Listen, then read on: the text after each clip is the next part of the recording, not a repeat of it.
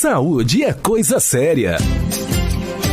Agora em seu rádio, Dicas de Saúde. Tudo o que você precisa para manter uma vida saudável. Todo mundo já deve conhecer o hidróxido de magnésio. É a base do produto vendido em farmácias como leite de magnésia. É um produto super barato e versátil. Atua como antiácido e laxante. O que muita gente não sabe é que ele também é um desodorante natural muito eficiente. Por ser uma substância alcalina, o leite de magnésia é muito utilizado como antiácido, neutralizando a hiperacidez estomacal e reduzindo a sensação de queimação. Possui propriedades laxativas em reação com o ácido clorídrico do suco gástrico e é produzido, além da água, o cloreto de magnésio, que também é uma substância capaz de absorver umidade e que lubrifica as paredes do intestino, intensifica os movimentos peristálticos, eliminando a prisão de ventre. Devido ao seu caráter adstringente, o leite de magnésia é largamente empregado como um redutor da oleosidade da pele. Também atua como antisséptico, amenizando a acne.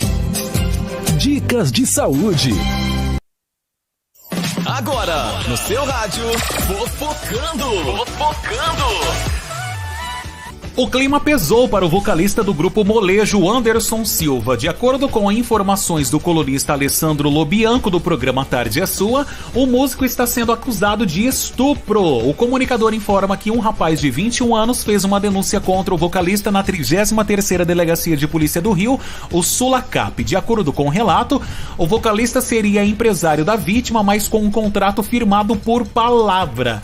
O jovem afirma que foi violentado no dia 11 de dezembro, dia em que supostamente faria uma reunião, mas, para surpresa do MC, Anderson teria entrado em um motel e pedido calma ao rapaz, já que seria uma reunião sigilosa.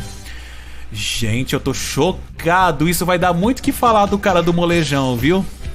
Você acabou de ouvir Fofocando. Se liga aí, qualquer momento tem mais.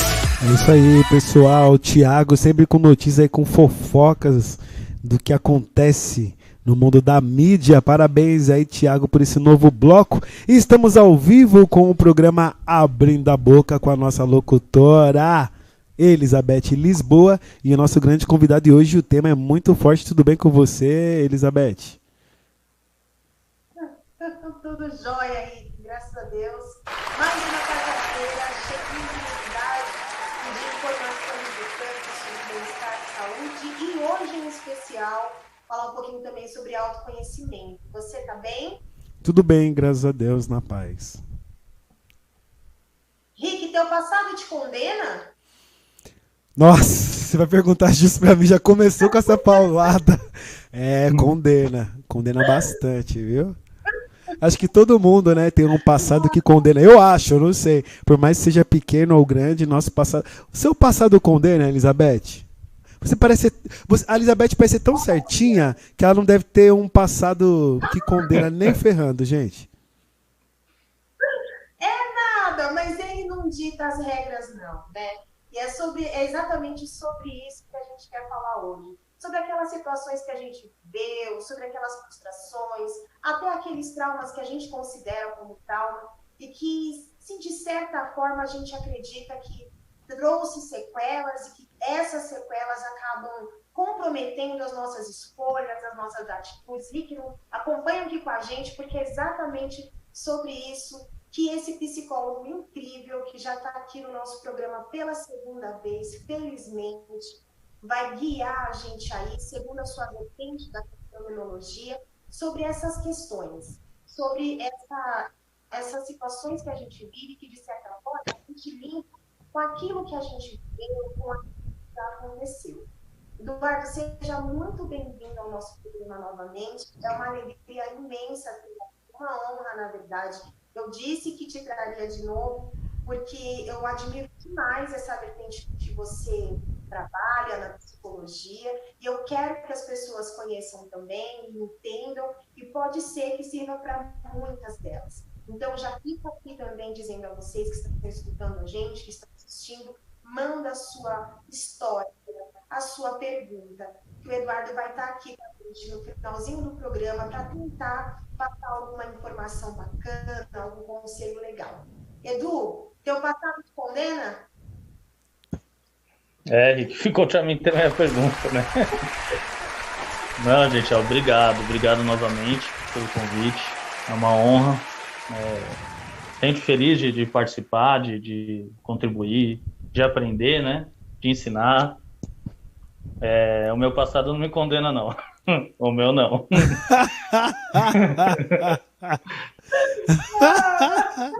Eu lido muito bem com ele, tá?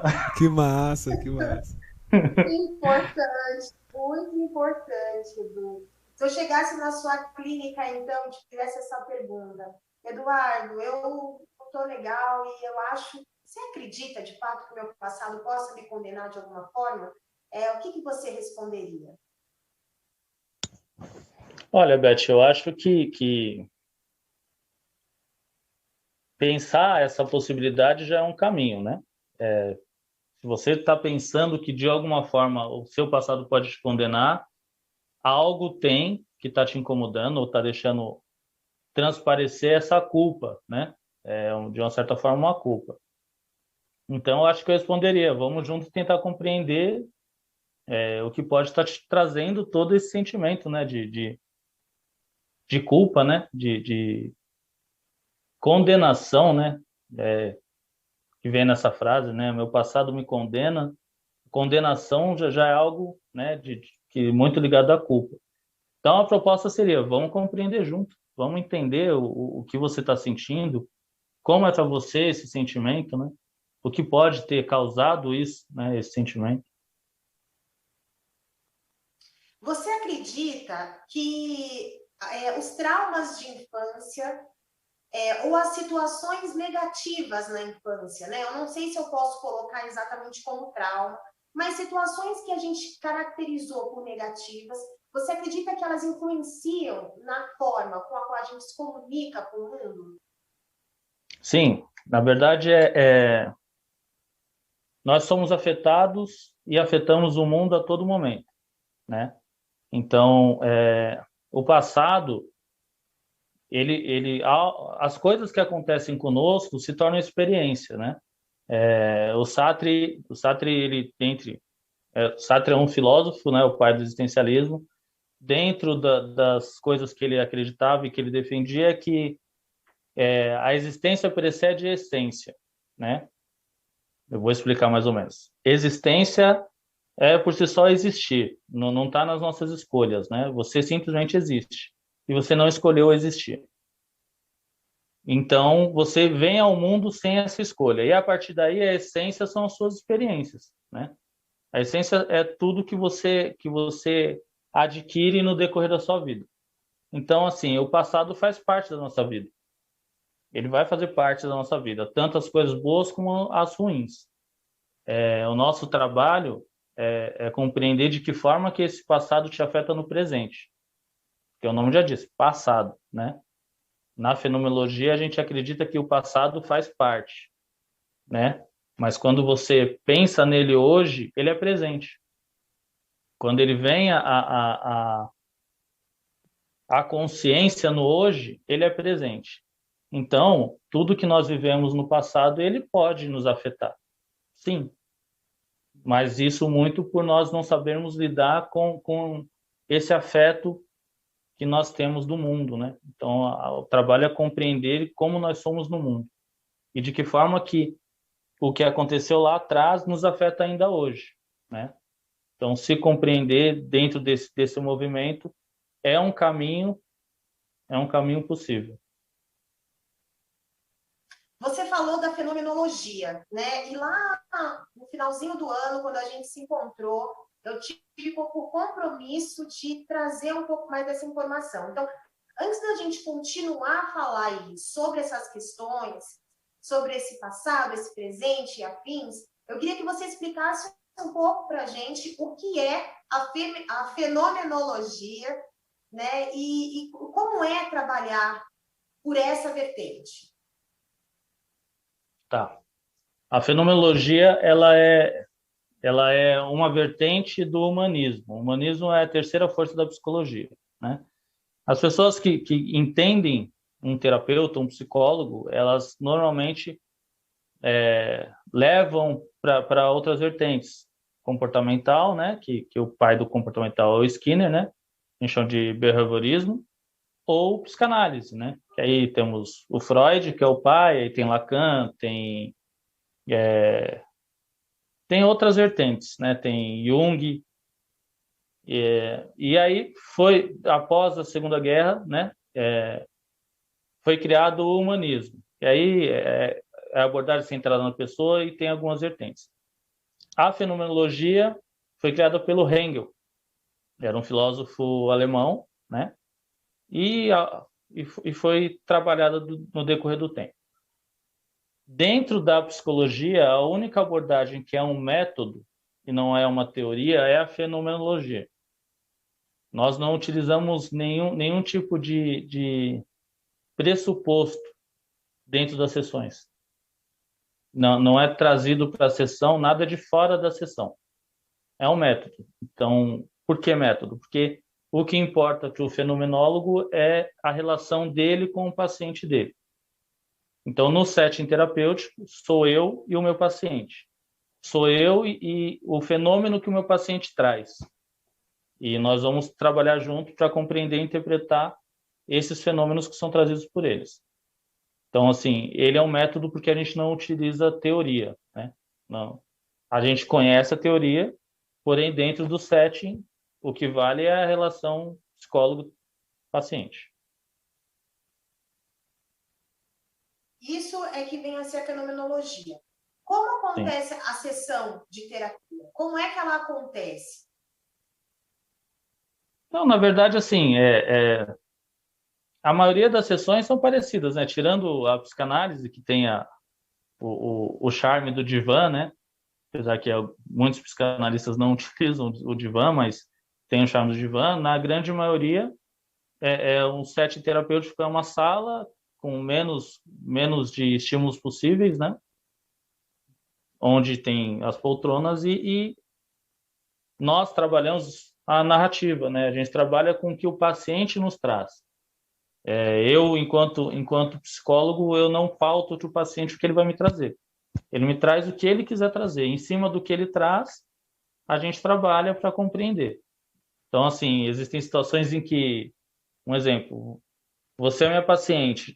Nessa sessão, você me traz, sei lá, algo relacionado ao seu trabalho. Certo? Você me trouxe alguma coisa relacionada ao seu trabalho.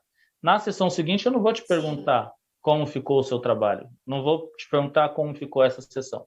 É essa situação que você me trouxe. Se você quiser me trazer essa questão, você traz.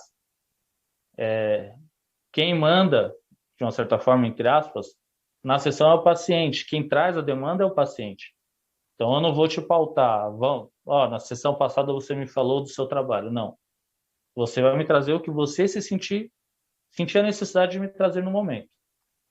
Se dentro da sessão tiver algo relacionado à sessão anterior, não há problema em trazer. Eu posso falar, eu lembro que na sessão anterior a gente trabalhou isso e agora está sendo dessa forma, como é para você? Mas é basicamente isso. Quem pauta, quem traz o conteúdo é o paciente, mas o setting terapêutico é básico. São 2 poltronas e é um relacionamento de 2 pessoas. A gente chama de alteridade, né? É a identidade através do outro. A gente trabalha muito na fenomenologia isso, é a identidade através do outro. Vendo o outro, eu me entendo como um ser, né? Ouvindo o outro, eu me entendo como ser. Falando, eu me ouço. Então, essa relação que faz com que aconteça a sessão terapêutica. Quem convive comigo sabe que eu mando todo mundo para terapia, né? Eu sou a pessoa que fala, olha, faz terapia. Eu sou a pessoa do ler a vida, você já sabe, e eu sou a pessoa do faz terapia. E eu costumo dizer que o bacana de quando a gente está em contato com esse momento é você falar sem o julgamento, né? É diferente de quando a gente conversa com um amigo, né? A gente fala e recebe aquela resposta que nem sempre é tão relacionada a gente, às vezes ele está falando dele mesmo, mas quando a gente está num momento desse, é aquele momento que você consegue falar sem ter ter aquele julgamento. E quando você me fala isso, me dá essa sensação de uma forma muito clara. Vamos continuar aqui no nosso assunto, né? Sobre o passado e as questões que a gente traz. Você Sim. acredita que os traumas, existem situações insuperáveis? Ou essa sensação também é algo do hoje e que também pode ser resolvida? Pode ser resolvido. Pode ser resolvida. Na verdade, eu costumo dizer, inclusive para os meus pacientes, que não há garantia de nada. Nada é definitivo. Outro aspecto da fenomenologia, a gente não fecha. Não fecha diagnóstico. Um exemplo, um paciente que nas outras abordagens daria um nome de esquizofrênico, por exemplo. Na minha abordagem, eu não utilizo esse rótulo, né?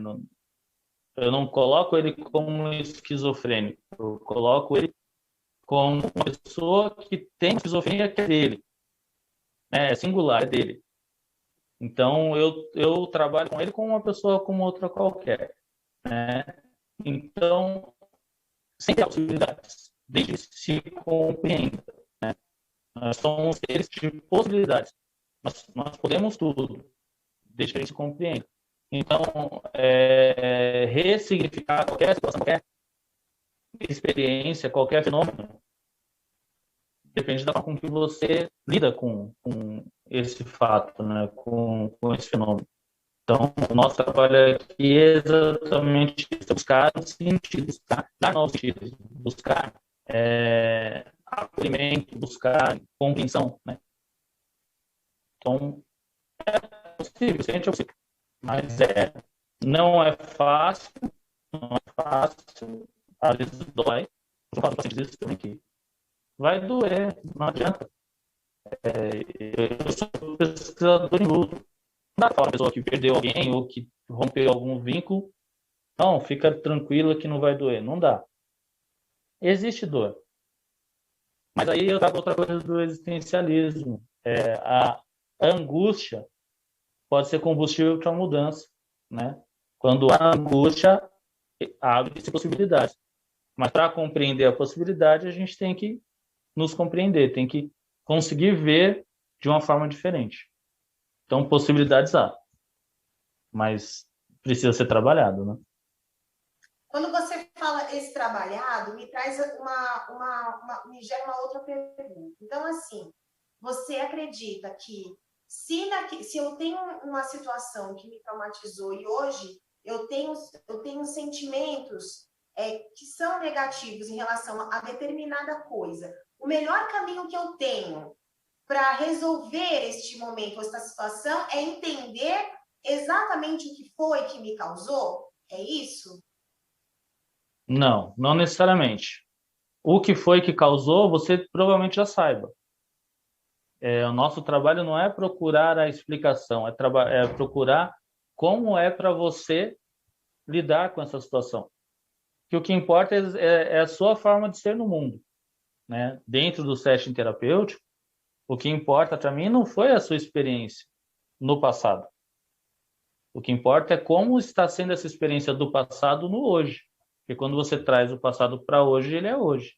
Então, eu no set, eu não busco explicação pelo que pode ter causado. Não. Eu procuro, junto com o paciente, compreender como é para ele esse afeto. Como eu falei no início, o mundo nos afeta o tempo todo.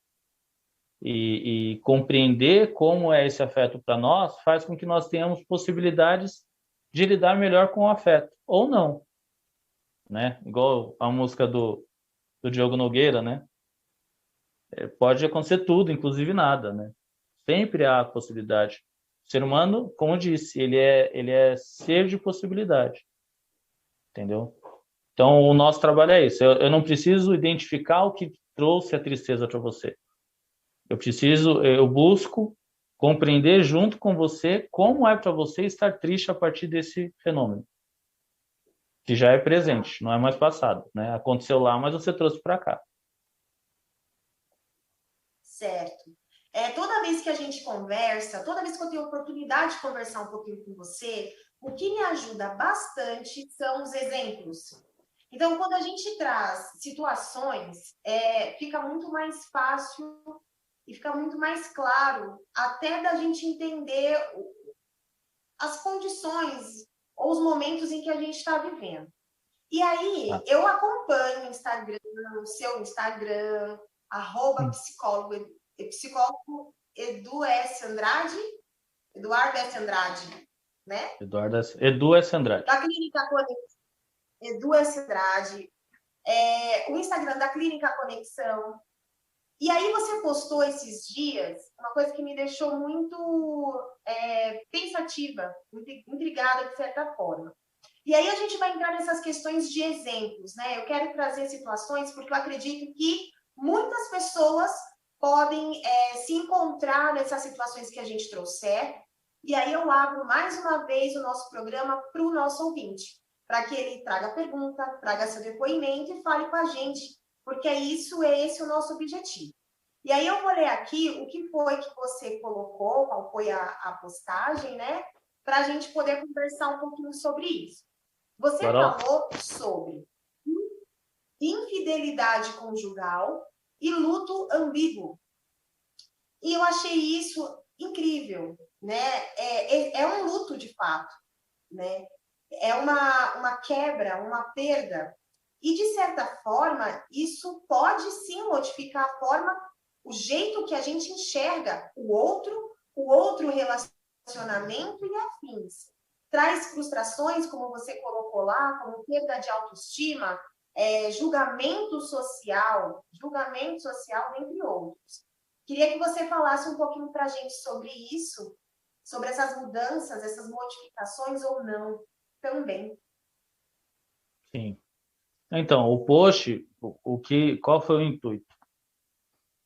A ambiguidade, nesse caso, né, não só por infidelidade, mas existem outros momentos em que o luto se torna ambíguo, né? Eu até anotei aqui, deixa eu pôr o óculos de novo, que eu sou ceguinho sem óculos. Tem Deixa eu fechar a janela que vai chegar. A doutora Pauline Boss, né, sobre a ambiguidade, ela fala assim, ó, ambiguidade é ausência psicológica com presença física ou ausência física com presença psicológica, né? Então, compreenda, diante de uma infidelidade, dependendo da forma com que o casal se relaciona, existe uma ambiguidade, porque houve um rompimento de vínculo. O luto, por si só, ele é o processo a partir de um rompimento de vínculo. Então, quando há a infidelidade ou o término de um relacionamento, há um rompimento de vínculo. E aí cria-se o luto. Porém, a ambiguidade está nessa questão. Você não está mais com o seu companheiro, porém ele está lá. Ele está vivo ainda. Você está vivendo um luto por alguém que está vivo, né? Alguém que está do seu lado. Só que você não tem mais essa relação com ele. Então, por isso dessa ambiguidade. Você vê que vocês se separam, cada um vai para sua casa, então vocês não têm mais a presença física. Certo? Mas existe uma presença psicológica. Porque houve uma quebra de vínculo. Junto com o relacionamento, vão expectativas, vão planos, vão diversas coisas são rompidas junto, né? Então, a sua questão é como lidar com o outro a partir disso. De novo, é autocompreensão. É compreender que o outro é outro, né? O outro é outro. Nós não temos controle sobre tudo, né? Sobre tudo que está no mundo, sobre o que está fora da gente. O outro é sempre outro. Ainda que haja uma quebra de confiança, no caso da infidelidade, de novo, em alguns casais, porque a infidelidade também depende da forma com que o casal se relaciona, né? Então, em alguns casais, a quebra de confiança gera uma quebra de vínculo que gera o luto. Então, compreender que o outro é outro e ele faz as coisas de acordo com a forma que ele é no mundo é um caminho, que aí diminui a sua culpa, porque é outro sentimento que costuma estar presente nesses momentos, né? Você sente-se culpa, você se pergunta o porquê aconteceu, o que eu fiz de errado, né? Será que eu não dei a atenção que necessitava? Será que será que eu estou feia? Será que eu estou gorda? Será? Você sempre coloca os serás e começa a se culpar. Então, compreender que outro é outro e você é você é um início. Mas, de novo, é um processo que não é fácil, né? Não é fácil. Houve uma quebra de vínculo, há um luto, há um sofrimento, existem as fases do luto, né? Mas, como disse com a sua pergunta anterior, há possibilidades. Sempre há. Sempre, a partir de uma crise, aparecem possibilidades. O importante é a gente conseguir compreender para enxergá-las, né? Esse é o... Eu costumo falar para os meus pacientes que o segredo da vida é esse, né? É você compreender como é para você as coisas que o mundo te traz, né? A partir daí você consegue lidar melhor com as coisas que o mundo te traz, sendo boas ou ruins. A gente não apaga o passado, né? O que aconteceu ontem já é passado, mas a gente não apaga. Eu costumo falar que tudo que acontece na minha vida, inclusive nas provas da graduação, agora da especialização, eu não coloco, eu não apago os erros das respostas, por exemplo. Eu coloco entre parênteses e faço um risco para identificar para mim que houve um erro ali, né? Um erro não, que a minha resposta não condiz com a pergunta que foi feita. Também eu costumo não usar a expressão erro, porque erro também é muito singular, né? O que pode ser erro para mim pode não ser para você, entendeu? Então, eu costumo fazer isso para eu conseguir ver ali que eu dei uma resposta que não condizia com a pergunta, não condizia com o momento, mas eu não apago ele está ali, eu estou vendo que ele está ali. Para quê? Para eu conseguir me compreender melhor e lidar melhor com esse sentimento de culpa. Ele vem, é inevitável. É inevitável o sentimento. Agora, lidar com ele é possível. Você falou sobre quebra de confiança, né? E aí, eu conversando com um amigo sobre o tema desse programa e tudo mais, ele trouxe para mim, inclusive, mandar um beijo para ele, Maurício Lanza, se você estiver escutando, um beijo, obrigada. Você partilhou comigo e me ajudou muito. E aí, a gente falando sobre essa quebra de confiança, ele trouxe uma questão muito bacana, que foi... E quando essa quebra, ela não acontece de uma pessoa para outra, mas em relação ao ser humano como um todo. Quando eu sofro uma agressão, como o racismo, como a xenofobia, como a homofobia, existe ali também uma quebra de confiança e a gente vai passar a enxergar o ser humano com um pouco mais de receio. A gente vai começar a desconfiar um pouco mais de algumas atitudes. Então, foi uma agressão, foi um desvio social que a gente viveu e que, a partir dali, a gente passa a tomar atitudes diferentes. Como é isso? Como lidar com isso? Uma dica para isso? Na verdade, assim, o racismo, xenofobia, homofobia, qualquer fobia ligado à discriminação, ele é um problema social. Esse é um fato. Eu não coloco como um problema da humanidade, porque a humanidade ela não nasceu assim, né? Tanto que, por exemplo, a questão da cor, a humanidade nasceu preta, entendeu? Então, a humanidade veio da África, então, muito provavelmente, éramos pretos já desde antes. Mas a sociedade se tornou isso, né? Um mundo globalizado, um mundo em que as pessoas buscam normalmente se sobrepor ao outro e busca formas, às vezes para eu me sobrepor a você, eu busco formas de te diminuir, quando eu não posso ser mais que você. De novo, o caminho é a autocompreensão. Quando você se compreende, você compreende que muitas vezes o ataque que você sofre não diz respeito a você. Fala mais sobre o seu algoz, né?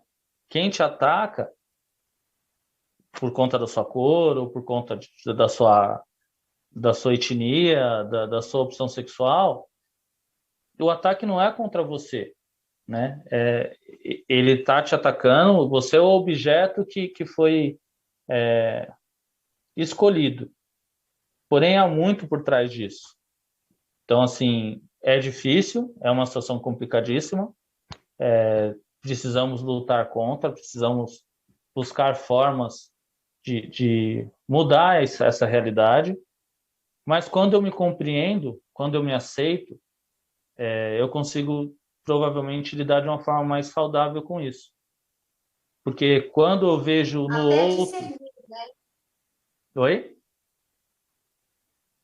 Até discernir o que Exatamente. é um ato de fato preconceituoso e um que não é, e não generalizar, Exatamente. estar Exatamente. o tempo todo na defensiva, o Exatamente, que é muito porque... comum e normal. Exatamente, porque o que acontece? Quando eu me vejo sempre nessa situação, quando eu vejo o outro sempre como alguém que vai me atacar, eu posso incorrer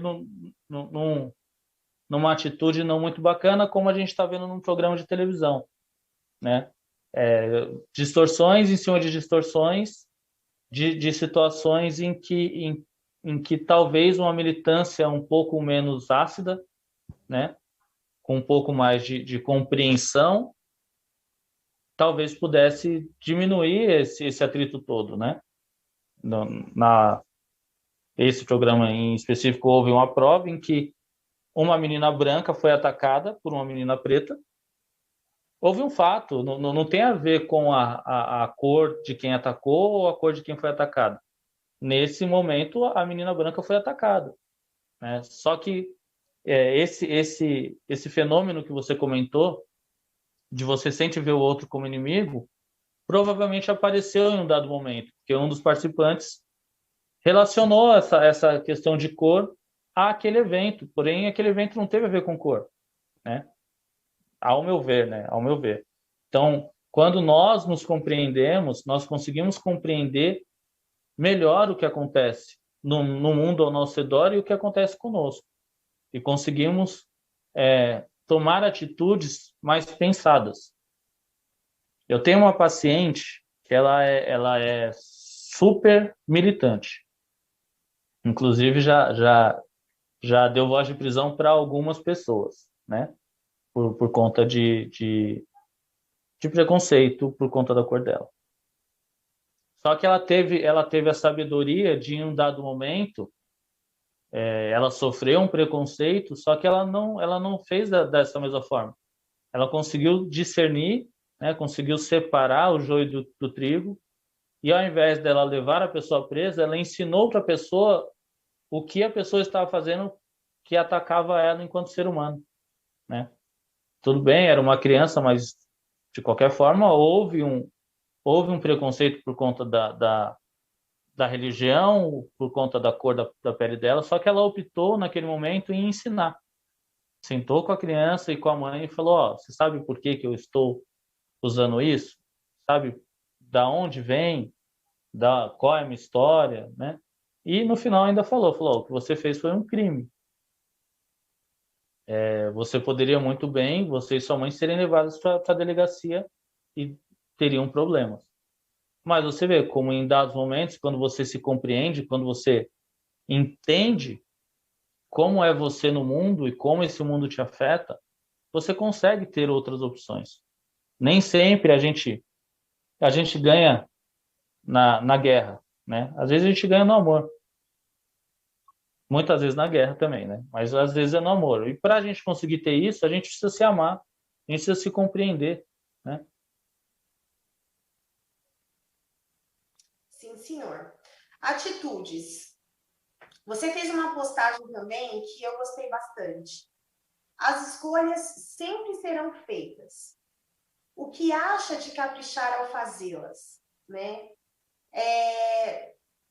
Essas escolhas, elas também estão relacionadas com a nossa essência. E aí Com a nossa existência. qual conceito com a sua existência? assim, com a sua história, né? Qual o conselho para fazer escolhas livres? Escolhas nativas, de fato, da sua essência. Sem a contaminação de todo o resto. É possível? Sim, sim. Na verdade, por que eu disse de acordo com a sua essência? Eu sempre recorro ao Sartre, né? O Sartre está sempre presente no que eu falo. O Sartre, ele fala que o ser humano é fadado a escolher. Ele sempre fará escolhas. Não escolher foi uma escolha, né? Então, nós sempre escolhemos. Se você tem uma arma na sua cabeça, é sua escolha fazer o que quem está te oprimindo quer ou não. Entendeu? As consequências, você vai arcar com elas. Então, o meu post ele foi mais ou menos relacionado a isso. Nós sempre iremos escolher. Nós somos fadados a escolher. E nós sempre nos responsabilizaremos pela nossa escolha. Ainda que muitos tentem terceirizar, né, a responsabilidade pelas escolhas, não. A escolha é sua, você escolheu.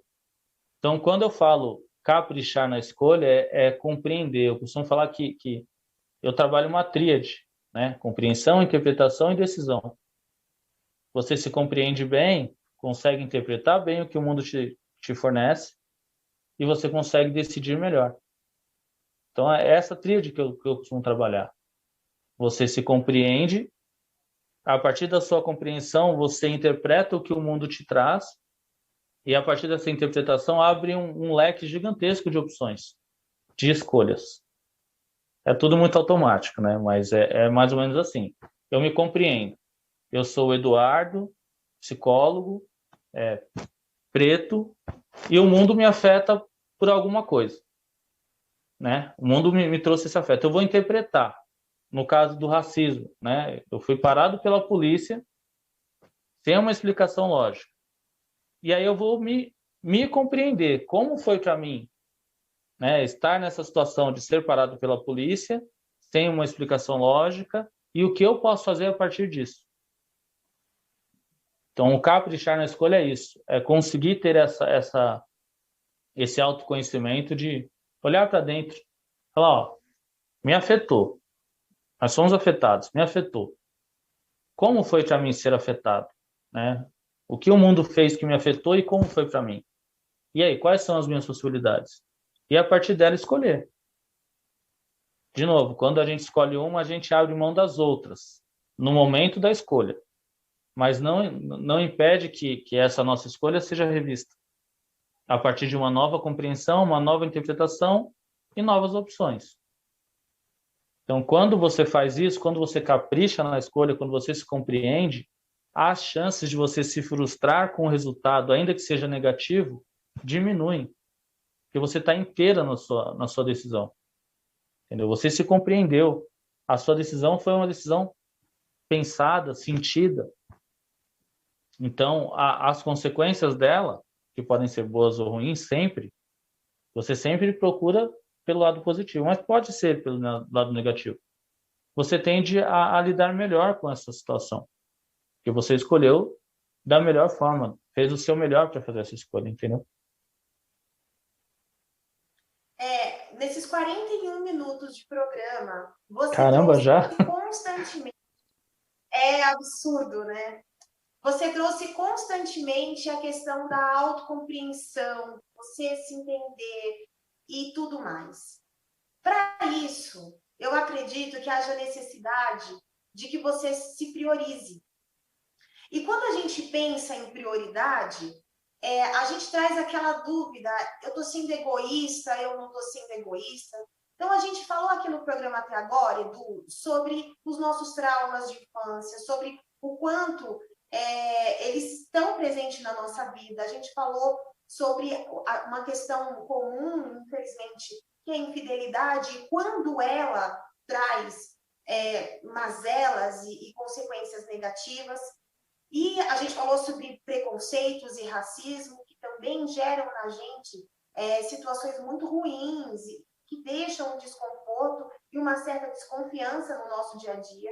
E em todas elas, você trouxe para mim a questão da autocompreensão. Quando você me fala sobre isso, eu te pergunto, eu preciso me priorizar para ter isso? E isso é egoísmo? Você precisa se priorizar para ter isso. Prioridade é se colocar em primeiro lugar. Não é exterminar os demais. Não é desconsiderar o que o demais sente. É valorizar mais o que você sente. Eu costumo trabalhar com os meus pacientes a questão de culpa, né? Porque muito do que acontece com o nosso psique vem da sociedade, vem das regras, vem das imposições, né? E vem da culpa. Então, para tentar responder essa questão, eu vou usar a questão de culpa e responsabilidade. Se eu faço algo que te magoa, eu sou responsável por isso, não necessariamente culpado. Eu sou culpado se eu tenho a intenção de te magoar, de te machucar. Se há o dolo, né? Se eu tiver essa intenção. Agora, se eu, por existir, te ofendo, não há culpa em mim. Eu sou responsável porque eu existo. Mas você se ofender por isso, ou por alguma atitude minha, relacionada a qualquer outra coisa, diz mais sobre você do que sobre mim. Entendeu? Nos casos de racismo, é basicamente isso. Nós, né? Eu coloco nós porque eu sou um dos... Eu milito também nessa questão, eu brigo bastante com relação a questão de homofobia, a racismo estrutural, a tudo isso. Você sabe, você me conhece. E nós somos atacados exatamente por existirmos. Não há uma explicação lógica. Entendeu? E qual é a sua culpa de existir? Qual é a sua culpa de existir? Então, quando você se prioriza, não quer dizer que você não leve em consideração o que o outro sente. Você leva em consideração o que o outro sente. Mas você prefere você estar mal e o outro estar bem? Ou você prefere você estar bem ainda que o outro esteja mal? Essa é a questão. Se priorizar é nessa questão. Quando está em jogo você se doar para o outro, decidir se doar para o outro, sabendo que você não ficará bem, apenas para que o outro fique bem. Você está se priorizando? Você não está se priorizando, você está priorizando o outro. Entendeu? Então, quando a gente fala em prioridade, é isso. É compreender que você é a sua prioridade. O outro é consequência. A relação com o outro faz parte de você. Mas você não precisa fazer o que o outro quer, né? Para que ele fique feliz em detrimento da sua felicidade. Então, se eu priorizar é nesse sentido.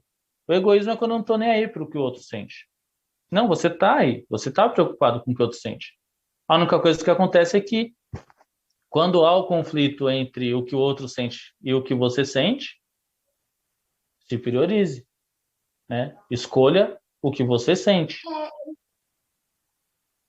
Eu acho até, Edu, que quando a gente se prioriza nessas questões de se entender, né? Eu me priorizo para me entender. Até a doação, até o meu doar ao outro, ele vem mais completo, né? Eu não consigo ajudar se eu não estou bem. Eu não consigo dar o que eu não tenho, né? Então, eu acho que essa é uma questão importante. Edu, a gente tem um monte de mensagem. E bora lá. A gente tem perguntas. E eu tenho perguntas aqui também ainda, mas eu faço questão de abrir para os ouvintes, porque eles são o nosso objetivo, eles são a meta do programa. O programa ele foi feito para isso mesmo, para essa interação gostosa. Então, Rick, se você estiver aqui com a gente já, pode trazer depoimento, pode trazer pergunta, que o Edu é nosso hoje. Opa. Bora lá. Estou empolgado. Primeiramente, quero agradecer a todas as pessoas que estão mandando mensagem através da nossa plataforma radioboamusicafm.com.br e também pelo nosso blog que transmitimos rádio e TV, radioboamusicafm.com. Muito obrigado aí, pessoal. O Reginaldo São Paulo disse assim: eu acredito que o passado de todo mundo condena, uns mais, outros menos. Eu acho que pode ser resolvido, mas não esquecido. Temos que tomar cuidado com quem desabafamos. Depende de quem você desabafa, em vez de ajudar, te joga mais pro buraco. Parabéns pelo tema. Obrigada. Muito obrigada. Edu, alguma colocação? Cara, foi boa, foi boa. Na verdade, a questão do passado me condena, de novo, ele vem trazendo a questão de culpa, né? Ele vem repleto de culpa. Só que, como eu falei anteriormente, eu procuro evitar expressões como errado ou certo, porque isso é muito subjetivo. Algo que pode ser errado para mim, para o outro pode não ser. Então, quando eu falo que o passado condena, dependendo da forma com que você lida com o que aconteceu no seu passado, é isso. Para você compreender se para você foi errado ou se a sociedade está colocando para você que foi errado, né? Então, é nesse sentido. Com relação a desabafar com o outro, é fato. Nós somos seres sociais. Existem pessoas específicas para você poder tratar essas questões, né? No caso da infidelidade, por exemplo, você falar com o outro, dependendo quem seja o outro, é um risco, porque você não sabe qual é a intenção do outro, né? De repente, o que você fala ser usado contra você, então é bom tomar cuidado mesmo. Mas com relação à condenação do nosso passado, vale uma compreensão, né? Você se compreende bem. Quando eu falei com o Rick no começo que eu estou tranquilo com o meu passado, eu não apaguei os meus erros do passado. Erros, né? As coisas que eu fiz que não foram de acordo com o planejado, de acordo com o que esperavam de mim. Mas eu utilizei para dar novos sentidos. E a partir de então, quando eu trago para hoje as coisas que eu fiz no passado, é hoje. Então é hoje. Se eu trouxe para hoje, ele me incomoda hoje. Ou eu quero trabalhar ele novamente hoje. Então ele não é passado, ele é presente. Edu, deixa eu pegar um gancho rapidinho aqui antes da próxima pergunta, porque eu não posso terminar o programa sem fazer essa questão do luto, né? Eu acho que, inclusive, quando a gente se apega demais às situações, a gente não fica preso naquilo e não deixa também de ser uma quebra, né? Quando eu me prendo ao que aconteceu, eu não vivo o que tenho para viver agora. Então, o meu hoje passa a virar um grande luto. Luto, um assunto que eu sei que você adora falar, você gosta muito de explicar e trazer informações, e eu preciso pedir que você fale um pouquinho sobre ele, sobre esses tipos de luto que a gente lida constantemente. Não tem como a gente apagar o ano que a gente teve, esse ano que está melhorzinho com a vacina, mas que ainda traz muito luto. Então, eu quero muito falar com você sobre isso, um pouquinho. Um pouquinho, que daqui a pouquinho já vem mais mensagem. Vamos lá. Não, beleza, vamos lá. Então, eu quando na minha graduação eu fiz um trabalho sobre cuidados paliativos, eu comecei a mudar a minha perspectiva de luto, de morte, de perdas, né? Porque, vejam vocês, né? Vocês conhecem cuidados paliativos? Você conhece, Rick? Não. Você conhece, Beth? Muito pouco. Tá. Então, os cuidados paliativos é simplesmente quando a gente começa a dar um tratamento para um paciente que não tem mais perspectiva de cura. Ele não tem mais... usar um exemplo mais recorrente, que é a questão de câncer, por exemplo. Um câncer muito agressivo em que já foi dito pela ciência que não há mais possibilidade de cura. Então, a partir daí, o nosso intuito é mudar a chave, não é mais buscar cura, é buscar qualidade de vida. Né? Então, a partir daí, já existe um luto, a gente chama de luto antecipatório, né? Já existe um luto. Então, na minha graduação, quando eu fiz a gente chama de APS, né? Aquele trabalho que você tem que fazer no ABNT, é o caos, né? Foi relacionado a isso, a gente fez numa clínica, né? A gente fez ligado a uma clínica que era de cuidados paliativos, né? Uma casa de cuidados paliativos. Então mudou o meu ponto de vista com relação a luto. E a partir daí, eu que tinha um planejamento mais para minorias, para questão social, para questão étnica, questão escolar, eu mudei completamente, fui de luto. Então, luto é o processo que nós vivemos a partir de uma quebra de vínculo. Isso é um fato. Qualquer quebra de vínculo, seja término de relacionamento, seja desligamento do serviço, seja troca de serviço, seja falecimento, seja uma notícia de uma possibilidade de morte, né? Morte de animal de estimação. Então, são vários tipos de luto, e muitos deles não reconhecidos, que é outro tipo de luto, não reconhecido. Dentre os não reconhecidos está o término de relacionamento, que as pessoas tendem a banalizar. Não, sofre não, bora lá. Vamos tomar uma cerveja, achar outro, achar outra, né? Falecimento de pet, né? De animal de estimação, as pessoas tendem a minimizar o que o outro sente por conta disso. A aposentadoria, às vezes a pessoa se aposenta, né? E é outro luto ambíguo, porque ele não pode mais exercer a função que ele exercia, mas a função está lá, existe. Então ele vive essa luta. Então, quando eu comecei a estudar luto, né? Até um beijo para minha mestra Viviane Torlai e minha nova mestra Maria Helena. Foi exatamente porque eu me reinventei enquanto pessoa que via o luto como um tabu, né? A nossa sociedade, ela trata a palavra morte, ou a palavra luto, ou a palavra câncer de uma forma muito pesada.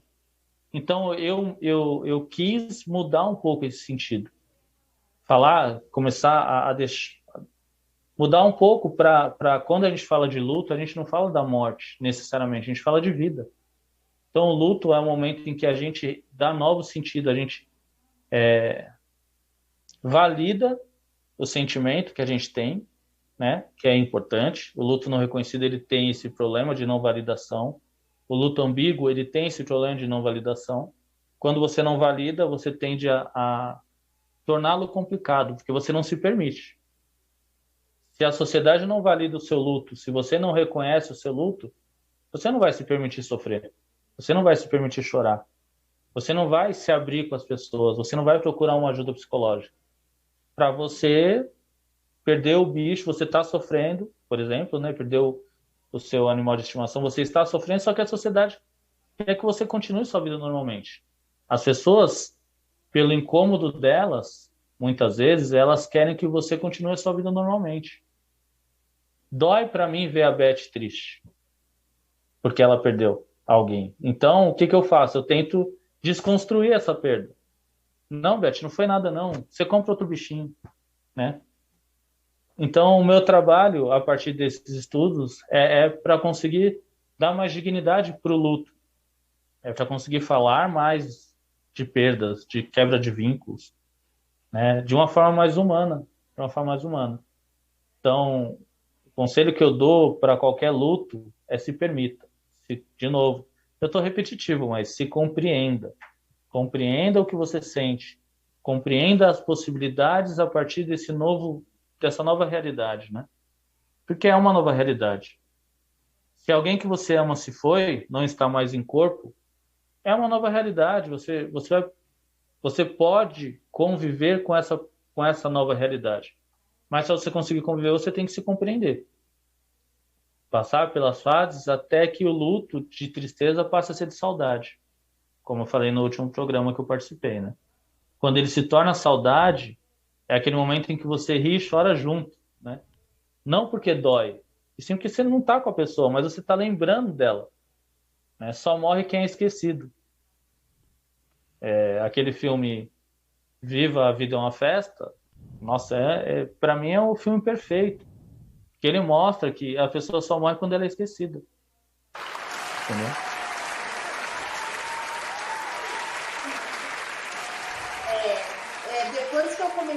conversar. Eu falo que o consultório odontológico é um grande divã, às vezes, né? E depois que a gente começou a conversar, que eu comecei a entender um pouco do que você falava, eu acredito que eu consegui dar conselhos melhores, ouvir de uma forma muito melhor o outro, né? E continuar aconselhando, vai em busca de um psicólogo, terapia é vida. E a gente, sempre, porque é difícil essa autocompreensão é muito difícil. A gente precisa muitas vezes de caminhos, né? Obrigada mais uma vez. Chega a arrepiar, assim, ouvir isso, porque eu acho que é impossível quem nunca se deparou com uma situação dessa, seja ela qual for. E é tão gostoso a gente ouvir que tá tudo bem, que é isso mesmo, e que faz parte você sentir essa dor, e se reinventar também, tá tudo bem, e também faz parte do processo. Edu, Exatamente. Vou parar de te sugar e vou te liberar um pouco para os ouvintes de novo. E que se Bora quiser lá. trazer mais alguma questão, por favor. Vamos lá. Mara, Rio de Janeiro. Ela disse assim: acredito que sim, mas não quero julgar. Parabéns pelo programa e tema. Essa mensagem foi anterior, quando vocês estavam no início do programa, acredito eu. A Ana Luísa: o passado condena, na minha opinião. Se a pessoa não souber lidar com ele e usá-lo para ser uma pessoa melhor. Parabéns pelo programa. Exatamente. Regina Mauá. Concordo também. Concorda? Concordos. Verdade. A Regina de Mauá disse assim, que ela acredita que não. Somos imperfeitos e estamos aqui para viver e nos compreender. Viver de uma forma diferente. Parabéns pela explicação do convidado. Parabéns, locutor e Rádio Boa Música FM. Ótimo tema. Ó, que legal. Mauá. Geralmente a gente não tem acesso de Mauá. Eu fico muito feliz aí que a gente está conseguindo já esse acesso. Douglas da Moca. Moca já está começando a vir para a Rádio Boa Música FM. Pessoal, divulguem bastante aí, por favor, na Moca, para a gente alcançar cada vez mais aí São Paulo todo. Então o Douglas da Moca disse assim: a terapia está aí para ajudar, para compreender. Basta vermos isso como uma vontade para fazer do passado um aprendizado para o presente e ainda mais para o futuro. Parabéns pelo tema. Legal. Vocês querem dizer alguma coisa em relação a isso? Não, eu concordo. Eu acho que a nossa sociedade ela pensa bastante em passado e futuro, né? E pensa pouco no presente. Então, dentro desse processo de compreensão, é isso. A mensagem anterior falando que somos imperfeitos, né? Concordo plenamente. Somos imperfeitos, erramos, né? Sempre com aspas, porque, como eu falei, erro é uma coisa subjetiva. Mas o importante é como nós lidamos com essas experiências. Muito, muito válido. Mas como nós lidamos hoje. O futuro, como diriam Racionais, né? O futuro depende do nosso presente, né? Então, o futuro só vai acontecer a partir do nosso presente. Com certeza. E o passado, a gente já não muda mais. Então, passado hoje é presente, sabendo lidar com o que aconteceu, se compreendendo com o que aconteceu, a gente tem possibilidades para o presente e, consequentemente, o futuro. Com certeza. Inclusive, o que a Mara falou, acho que é Mara, né, do Rio de Janeiro. As mensagens vão subindo, mas é Mara. Ela disse que ela acreditava que o passado condenava, né? Mas ela não era uma pessoa que ia querer julgar, porque realmente todo mundo tem um passado menos ou mais, mas o importante é que a gente não julgue o passado das pessoas, né? Porque a gente também tem o nosso, de certa forma. Sim. Vamos à próxima. Daniele Vilamariana. A Vilamariana tem acessado bastante a gente, principalmente nos programas de sexta-feira e no de sábado. Fico muito feliz aí, Vilamariana tá com a gente. A Daniele Vilamariana disse assim: uma pergunta. Doutor, o senhor poderia falar sobre traumas e como resolver isso? Pois o passado pode nos condenar. Mas se fui infiel em um relacionamento anterior, não quer dizer que serei nesse atual. Meu companheiro sabe do meu passado. mas tem medo da minha recaída. Gente, muito obrigada por abordar esse tema. Ele também está acompanhando lá no serviço e mandou mensagem aqui para eu assistir. Olha só que legal. Eles estão juntos, Legal. ele está com medo e pediu para ela assistir, né? Então, queria que vocês falassem um pouco sobre isso. Então, entra naquela questão. A infidelidade por si só, por isso que eu não costumo usar a palavra erro, né? E não existe uma causa e efeito. Não é porque a pessoa fez em um dado momento que ela continuará fazendo. A gente usa uma expressão na psicologia chamada Zeitgeist, né? Como? São momentos diferentes. Zeitgeist é um momento vivido, né? São momentos diferentes, são relacionamentos diferentes. O que Não entendi, Beth. Pessoas diferentes, né? Exatamente. As experiências que nós vivemos, elas podem fazer com que nós tenhamos, ela usou a expressão traumas, alguma coisa do tipo, que nós tenhamos esse sentimento. De novo, quando nós nos compreendermos, tende a diminuir essa sensação, né? Porque a gente compreende como foi pra gente. No caso deles, eles são um casal. Eu acho que ambos precisam se compreender separados para depois se compreenderem no casal, porque outro conceito da fenomenologia existe... vamos usar um exemplo. Existe eu, existe vocês e existe o todo, né? Eu sou uma pessoa singular, a Beth é uma pessoa singular, o Rick é uma pessoa singular e o todo é o que nos envolve. Então nós estamos no mesmo fenômeno, cada qual com a sua forma de ser. Num relacionamento de duas pessoas, é assim também, né? Existe a mulher, o homem, independente, né? Só como exemplo, existe a mulher, existe o homem e existe o casal, que é a junção de duas formas de vida distintas, né? Outra expressão da fenomenologia é o Dasein, né? Existem dois seres no mundo distintos que formam o casal. Então, eu acho que no caso deles, o que aconteceu, o passado é passado, né? O passado é passado. O importante é eles compreenderem como é para eles a relação deles, né? Como eles vivem essa relação, como eles vivem os momentos, como eles vivem os fenômenos. O que aconteceu no passado, de novo, foi com outra pessoa, em outro momento, né? Que não necessariamente, não é causa e efeito, não é porque aconteceu lá, vai acontecer novamente. Mas a pergunta foi bacana. Muitas pessoas vivem esse dilema, né? Muitas pessoas. De novo, a sociedade vem e coloca as regras, e coloca você não pode, você pode, né? E nós somos contaminados por isso.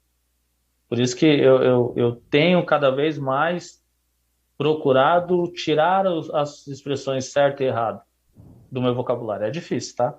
Porque a gente vive na sociedade. Mas eu tenho procurado, porque não há certo e errado. Em dado momento, a gente não sabe qual foi a relação dessa moça.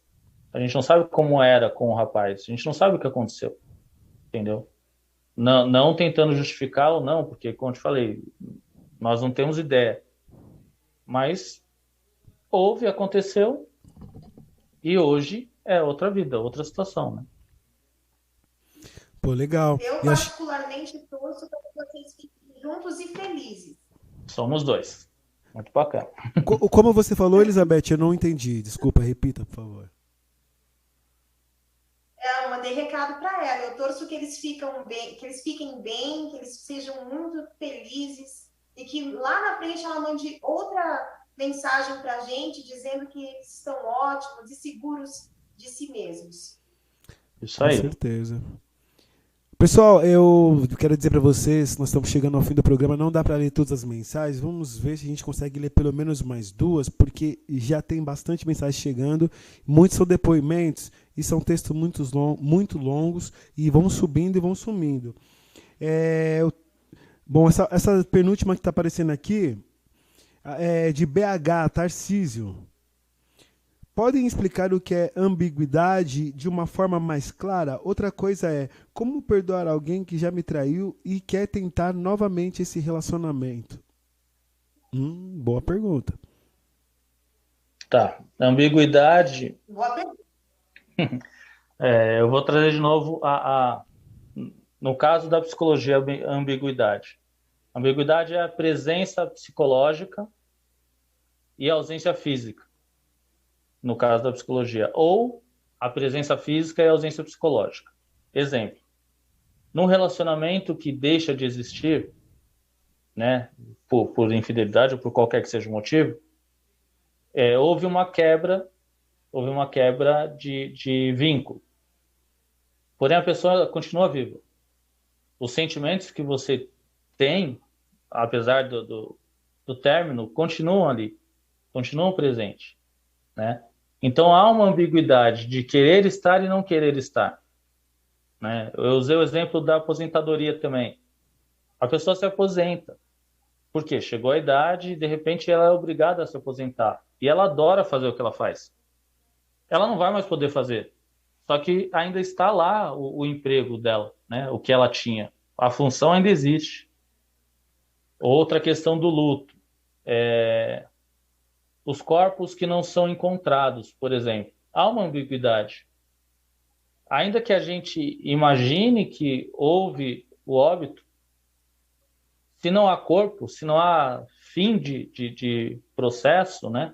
De ritos, de rituais, sempre tem as pessoas têm a sensação de que a pessoa vai entrar pela porta. Porque não houve corpo. Você não viu o corpo, né? Não houve um término do processo. Exemplo é lá Brumadinho. Por que as pessoas estão procurando tanto os corpos, né? Os poucos corpos que ainda não foram encontrados? Porque é um luto infindável, porque você não vê o corpo. Você não concluiu o processo, né? Não tem corpo, não tem morte, entre aspas. Então, a ambiguidade na parte psicológica é isso, né? Em outras partes, de repente, existem os desenhos ambíguos, como exemplo, né? Em que dentro de uma imagem são várias imagens. Algumas pessoas veem umas e outras veem outras, né? Então, são ambíguas por isso. Existem várias situações no mesmo evento. E qual foi a outra pergunta? Eu me estendi muito. E como perdoar, né?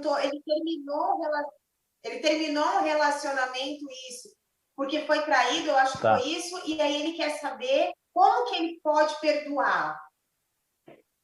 Então, eu acredito que se compreendendo, porque a traição, ela vem repleta, ela vem com um peso social muito grande, né? Então, se compreender, fora o resto, né, se priorizar, ajuda a compreender o outro, né? A ter uma relação empática. Empática não é se colocar no lugar do outro, é ter compaixão pelo que o outro sente ou pelo que o outro fez.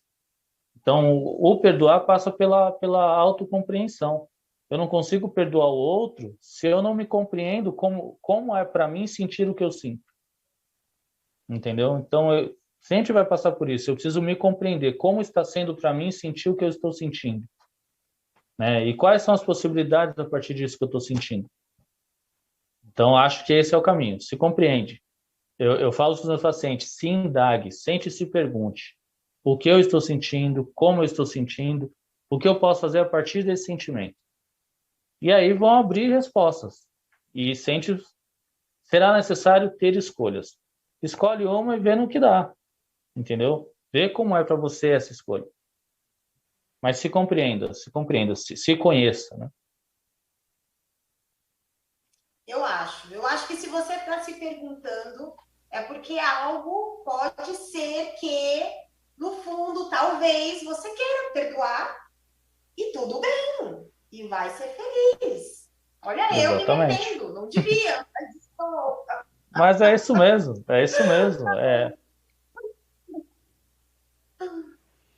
Henrique, mais alguma pergunta que dê para fazer ou a gente dá continuidade aqui no nosso finalzinho? Vamos ao seguinte, vamos ler aqui, eu acho que tem uma que eu achei interessante. Deixa eu ver aqui se não sumiu. Vamos lá. Vamos lá, ainda tá aqui. Ela é bem interessante. E aí depois eu passo a voz para ti para finalizar. Tudo bem, Elizabeth? Vamos lá. Tudo bem. Essa aqui a gente achou bem interessante, até mandei pro pessoal aqui da Central para ver o que eles achavam. Não vamos expor ninguém. O Caio, ele passou o Instagram dele aqui, pelo que eu entendi. Mas Caio Vaz, sou ex-detento e aprendi com meus erros do passado, mas não é fácil lidar com os julgamentos dos outros. As pessoas sempre acham que o meu passado continua me condenando e é complicado provar todos os dias que mudei. Parabéns pelo programa esclarecedor. Meus pais estão aqui acompanhando comigo.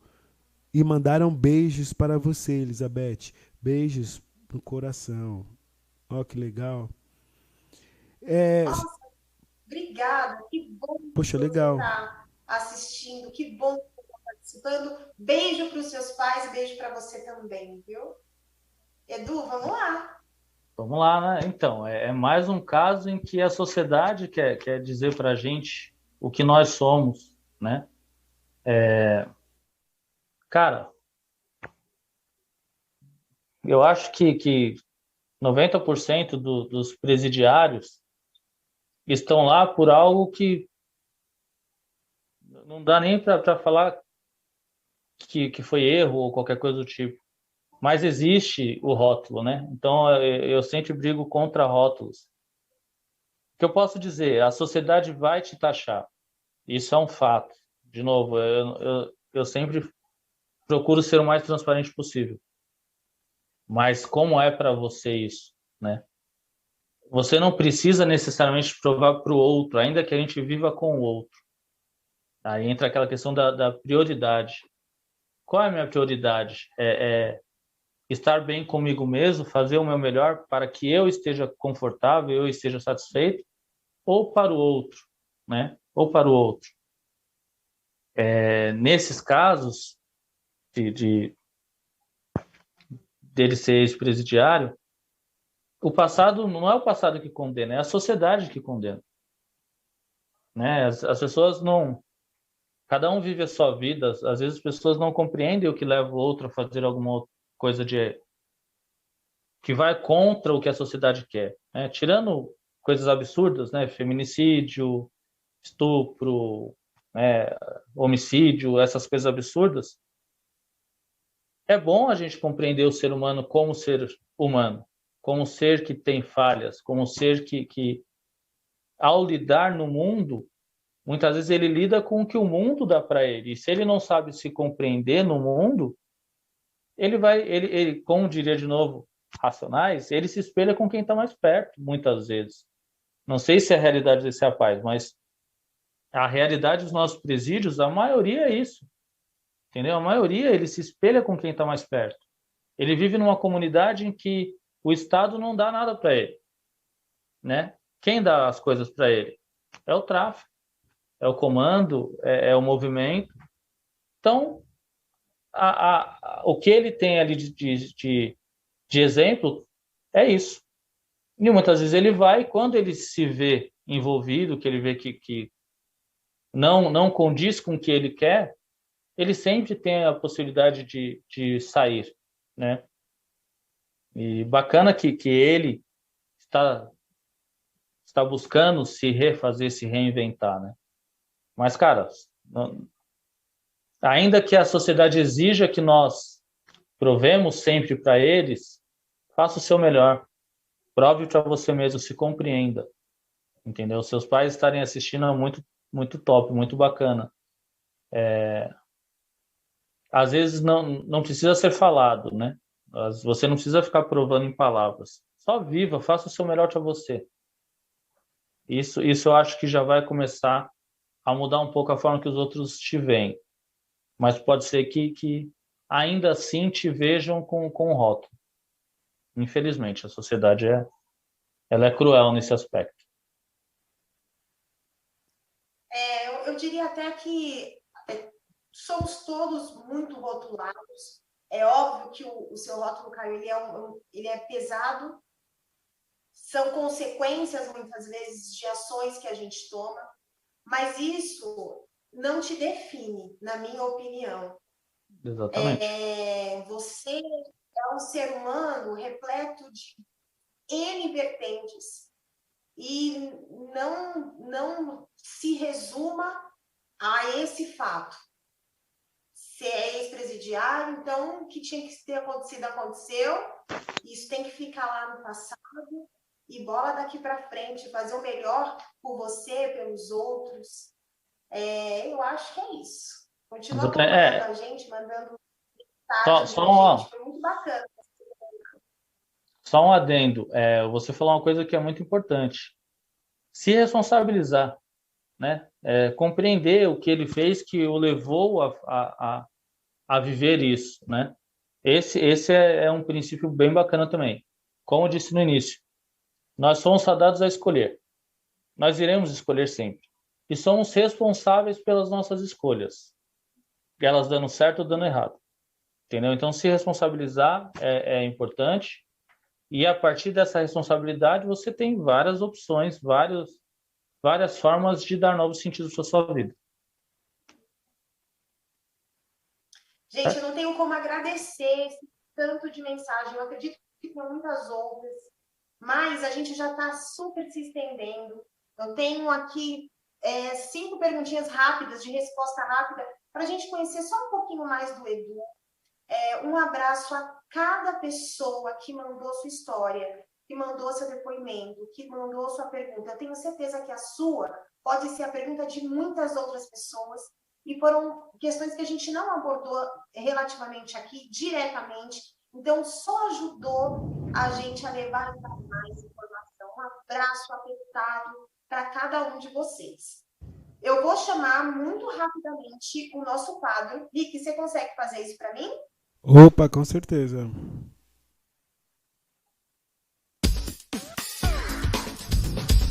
Olá, tira minha dúvida. Agora é o meu momentinho de conhecer ainda mais o nosso convidado, de permitir que todo mundo também conheça. Vamos lá. Diz pra gente, Edu, o Eduardo em 3 palavras. Eduardo em 3 palavras. Psicólogo, humanista, fenomenólogo. O ser humano em 2 palavras. Cara, o ser humano é maravilhoso e possível, né? Repleto de possibilidades.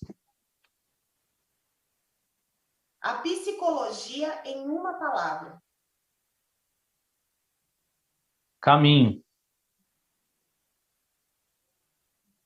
Quem te conhece sabe que... Quem me conhece... Bom, quem me conhece sabe que eu procuro sempre ajudar, né? Eu tenho amor pela psicologia, eu fui escolhido, né, para ser psicólogo, porque eu vivo isso 24 horas por dia. Então, quem me conhece sabe que eu vou tentar ao máximo ajudar a quem me procura, ajudar a quem precisa, né? Então, é isso. Eu sempre dou o meu melhor, ainda que não seja o suficiente, mas sempre será o meu melhor. E falando nesse seu melhor, eu queria que você dissesse para a gente, desse para a gente o Insta da clínica, falasse um pouquinho sobre o trabalho de vocês e fizesse as suas considerações finais, porque eu vou ter que chamar mais uma vez nesse programa, não vai ter jeito, e para a gente continuar aí estendendo mais, trazendo mais autoconhecimento aí para todo mundo. Fala um pouquinho da conexão e do seu trabalho e fica à vontade para mandar seus beijos e fazer suas considerações finais. Legal. Bom, eu sou um dos psicólogos, né, da Clínica Conexão. Sou eu e a minha amada sócia Isandra. A nossa clínica fica na região do Higienópolis. A gente abriu a clínica para ajudar pessoas. Então, o nosso intuito é ajudar pessoas, né? Eu sou fenomenólogo, como já dito algumas vezes. A minha sócia ela é TCC, Cognitiva Comportamental. Então, a nossa clínica, você vê que ela é bem diversificada. A gente atende de várias formas. Nós temos os nossos canais, né? A gente tem o Instagram, Facebook, YouTube também a gente está começando. Sempre postando coisas que busquem contribuir, né, de alguma forma. Às vezes, uma lida em um post pode, de repente, dar um norte para alguém que está um pouco perdido, né? Ou pode ajudar a compreender algo. Então, o Insta da clínica é @Clínica Conexão Psicologia. Acredito que se colocar isso também acha no Facebook.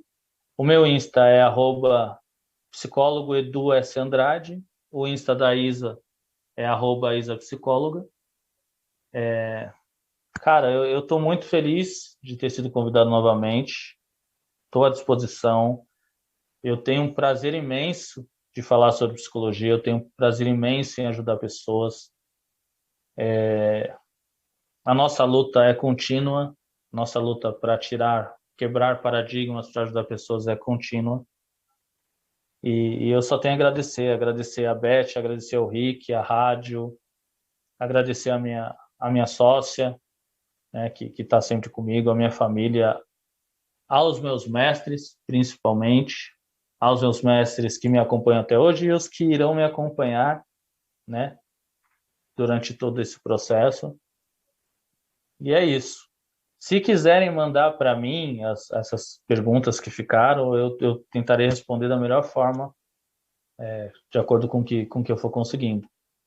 Quem mandou as questões, se quiser nos seguir nas redes sociais, interage com a gente lá, a gente busca sempre dar uma atenção, sempre responder. E se quiserem tomar um café com a gente aqui, as portas estão abertas.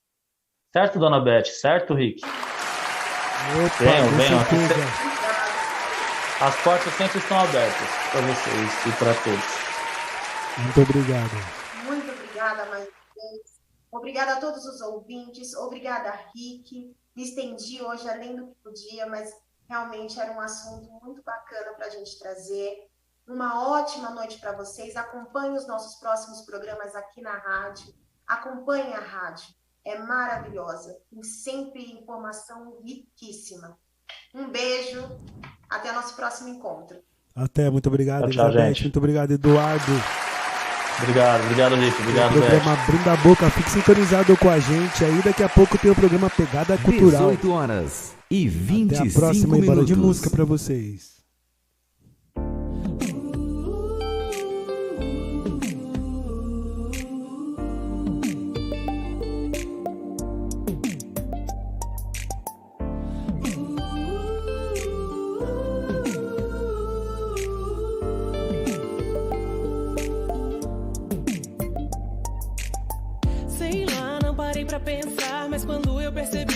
Tinha se tornado um vício. Sei lá, mesmo que eu tente agora, não dá mais pra desfazer o que já fez comigo. Esse seu jeito de olhar, claro, conseguiu me hipnotizar. Você me deixa sem ar, nem consigo